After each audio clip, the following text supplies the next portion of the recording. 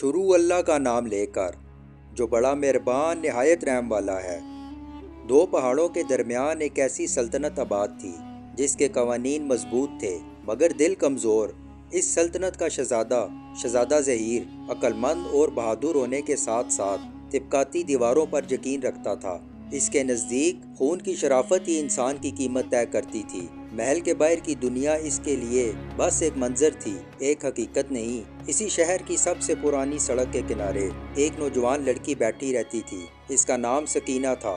لباس سادہ، ہاتھ میں ایک چھوٹا سا پیالہ، مگر چہرے پر ایسی خاموش خوبصورتی کہ نظر ٹھہر جائے۔ وہ بول کر بھیک نہیں مانگتی تھی، بس آتے جاتے لوگوں کو دیکھتی رہتی جیسے ان کے دل پڑ رہی ہو۔ کوئی نہیں جانتا تھا وہ کہاں سے آئی تھی، بس اتنا معلوم تھا کہ وہ تنہا ہے۔ شہزادہ ظہیر جب بھی شہی جلوس کے ساتھ گزرتا، لوگ اس لڑکی کو چھپانے کو کہتے، مگر وہ کبھی نہیں ہٹتی تھی۔ ایک دن شہزادے کی نظر اس پر ٹھہر گئی۔ اس نے سپاہیوں سے پوچھا، یہ لڑکی یہاں کیوں بیٹھی رہتی ہے؟ سپاہی بولا، حضور بیکاری ہے مگر خاموش ہے۔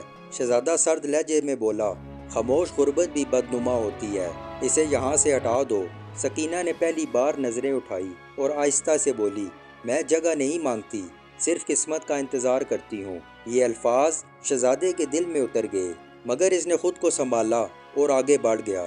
اسی رات شہزادے نے خواب دیکھا، وہ ایک سنسان محل میں اکیلا کھڑا ہے، تاج اس کے سر سے گر رہا ہے اور دور وہی لڑکی سفید لباس میں کھڑی ہے۔ وہ اسے پکارنا چاہتی ہے مگر آواز نہیں نکلتی۔ لڑکی آگے بڑھتی ہے، تاج اٹھاتی ہے اور کہتی ہے، تاج وہی سنبھال سکتا ہے جو بوجھ بانٹنا جانتا ہو۔ شہزادہ گھبرا کر جاگ اٹھا۔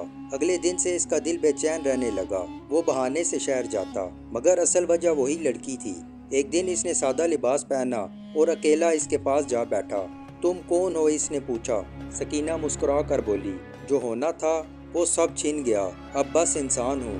شہزادے نے پہلی بار کسی بیکاری سے طویل گفتگو کی۔ اسے معلوم ہوا کہ سکینہ ایک معزز خاندان کی بیٹی تھی، مگر باپ کے انتقال، رشتہ داروں کی بے رحمی اور حالات کی مار نے اسے سڑک تک پہنچا دیا۔ اس نے ہاتھ پھیلانا سیکھ لیا تھا مگر خودداری نہیں چھوڑی تھی۔ دونوں میں گفتگو بڑھتی گئی۔ شہزادہ پہلی بار ہنسا، پہلی بار کسی کے دکھ کو اپنا دکھ سمجھا۔ سکینہ نے کبھی شہزادگی کی تمنا نہیں کی، وہ بس سچ بولتی رہی۔ یہی سچ شہزادے کے دل میں گھر کرتا چلا گیا۔ جب محل میں خبر پھیلی کہ شہزادہ ایک بیکاری سے ملتا ہے تو دربار میں کوہرام مچ گیا۔ وزیروں نے کہا، یہ سلطنت کی توہین ہے۔ بادشاہ نے سختی سے پوچھا، کیا تم پاگل ہو گئے ہو؟ ایک بیکاری اور شاہی خاندان۔ شہزادہ ظہیر نے پہلی بار باپ کے سامنے سر اٹھا کر کہا، ابا جان، وہ بیکاری نہیں ہے، وہ آئینہ ہے جس میں میں خود کو دیکھتا ہوں۔ بادشاہ نے حکم دیا کہ سکینہ کو محل لایا جائے۔ دربار میں سکینہ سادہ لباس میں کھڑی تھی، نہ خوف نہ لالچ۔ بادشاہ نے کہا، تم جانتی ہو کہ تم کس کے سامنے کھڑی ہو؟ سکینہ نے جواب دیا، میں انسان کے سامنے کھڑی ہوں، بادشاہ کے سامنے نہیں۔ دربار خاموش ہو گیا۔ بادشاہ نے امتحان لینے کا فیصلہ کیا۔ کہا، اگر تم واقعی اس خاندان کا حصہ بننا چاہتی ہو تو 1 سال محل میں رہو مگر بغیر کسی شہی سہولت کے۔ سکینہ نے قبول کر لیا۔ وہ سال آسان نہ تھا۔ محل کی عورتوں کے طانے، خادماؤں کی سرگوشیاں، دربار کی نظریں، مگر سکینہ نہ بدلی۔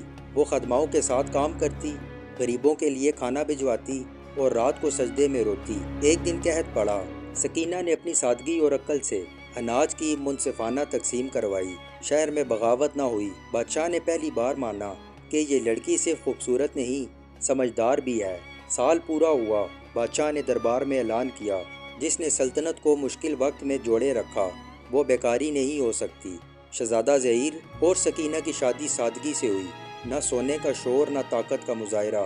شہر کے غریبوں کو پہلے کھانا دیا گیا، پھر نکاح ہوا۔ جب سکینہ ملکہ بنی تو تاج پہن کر بولی، یہ تاج مجھے نہیں، میری ذمہ داریوں کو ملا ہے۔ اس کے بعد سلطنت میں کوئی عورت بھوکی نہ رہی، کوئی لڑکی بے سہارا نہ رہی۔ محل کے دروازے ہمیشہ کھلے رہنے لگے۔ لوگ کہتے تھے، یہ وہ سلطنت ہے جہاں بیکاری ملکہ بنی اور شہزادہ انسان۔ اور تاریخ میں لکھا گیا، جہاں نیت پاک ہو وہاں قسمت کو بھی سر جھکانا پڑتا ہے۔